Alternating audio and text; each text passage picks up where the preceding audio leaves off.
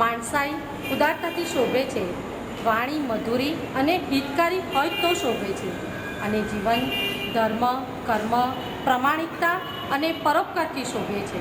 ખાનદાની, ખુમારી, શૌર્ય, દેશદાજ અને ધર્મદાજથી ઉભરાતા સંસ્કાર અને સંસ્કૃતિને જ્વલંત બનાવનારા આપણા પૂર્વજ મહાપુરુષોની આ આછેરી ઝલક છે.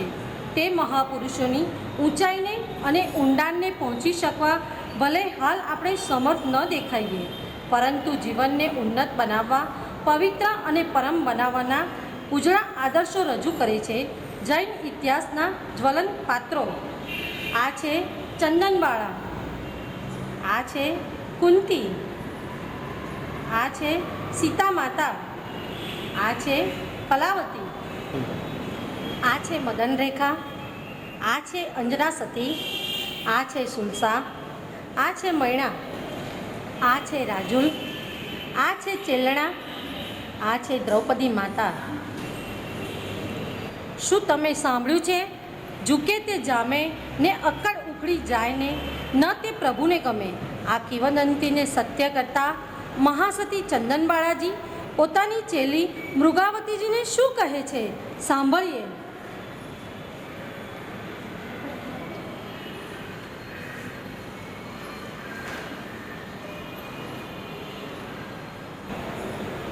મૃગાવતીજી, આ તમે શું કહો છો?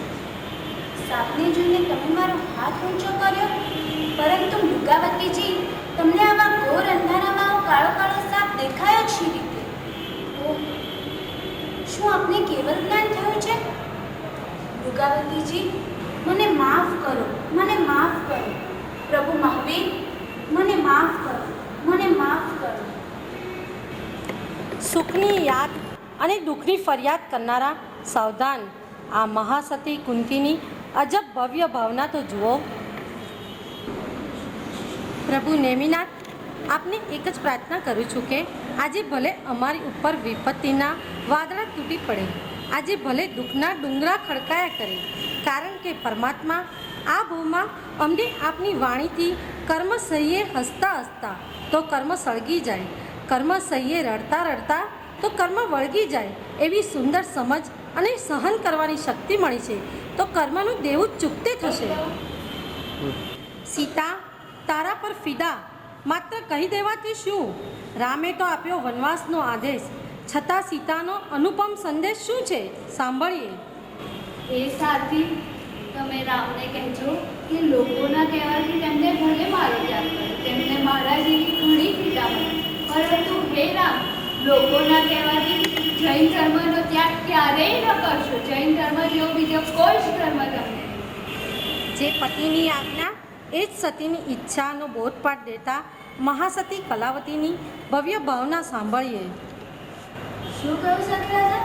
મારા પતિદેવે કાંડા મંગાવ્યા છે? તો સૈનિકો, તમે મોડું ન કરો, મહારાજા રાજ લડાવશે. તમે વાર ન કરો, પતિ તો પરમેશ્વર, કાંડાને સમજો ને મારા પ્રણામ કરજો. ક્રોધના આવેશમાં ને વેરના વળામણાના દુર્ધ્યાનમાં નરક ના રહે. પૂરપાટ દોડી રહેલા પતિ યુગબાહુને સદગતિમાં કન્વર્ટ કરતા મહાસતી મદનરેખાના શબ્દો સાંભળીએ.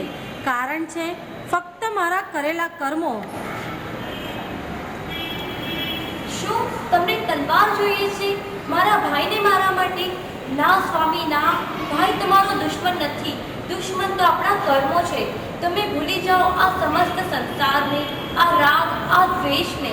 તમે મદનરેખાના રાગમાં રહેશો, તમે મદનરેખાના રાગમાં ના રહેશો અને મારા ભાઈ પ્રત્યે દ્વેષ ના રાખશો. બોલો સ્વામી, બોલો, આ જગતમાં કોણ કોનું છે? અરિહંતે શરણમ પવચ્ચામિ. તમે જોશો કોઈનો દોષ તો તમને આવશે રોષ, માટે જ કર્મો કરેલા મુજને નડે છે.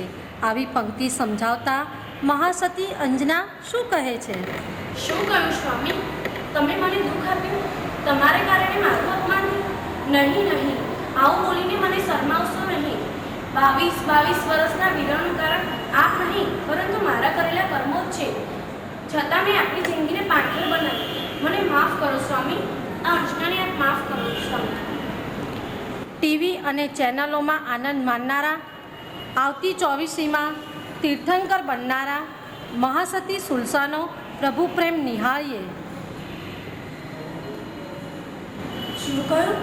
ત્રિશલાનંદ પ્રભુ મહાવીરે મને ધર્મલાભ કેવડાવ્યો છે?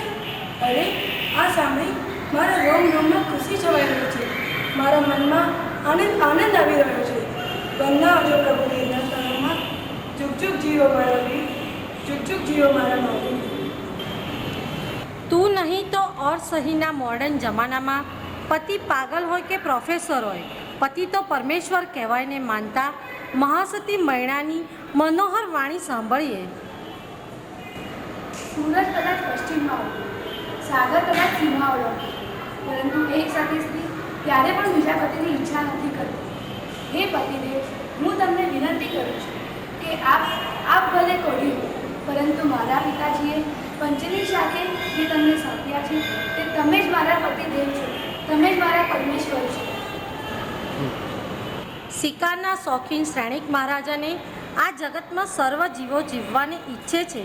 આવા પરમ સત્યને સમજાવતા અહિંસા પરમો ધર્મ, જીવો અને જીવવાદોની માસ્ટર કી આપતા મહાસતી ચેલણા શું કહે છે? રાજન, બિચારા મનમાં નિર્દોષ શરણ આપનું શું બગાડ્યું છે કે આપ ફક્ત સિક્કાના શોખ ખાતર એમને મોતની સજા આપો છો? જે બીજાને મોતની સજા આપે છે એને ખુદને થોડી બાઈક મરવું પડે છે. એ સત્યને પણ આપ શું ભૂલી ગયા? ડગલે ને પગલે જ્યાં ડાયવોર્સના ડાયરા મંડાતા હોય એવા જમાનામાં આ મહાસતી રાજુલ શું કહે છે?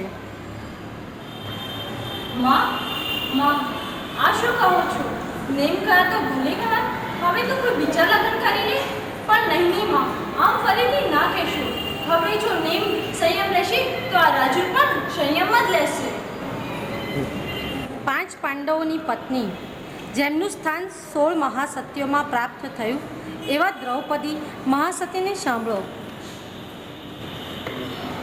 હે શાસન દેવતા, જ્યારે સભામાં વિશ્વ પિતામહ પાંડવો બધા ચૂપ બેઠા હતા ત્યારે આપે જ તો મારી લાજ રાખી છે. કેમ હું ભૂલું આપનો ઉપકાર? આપને મારા પ્રણામ.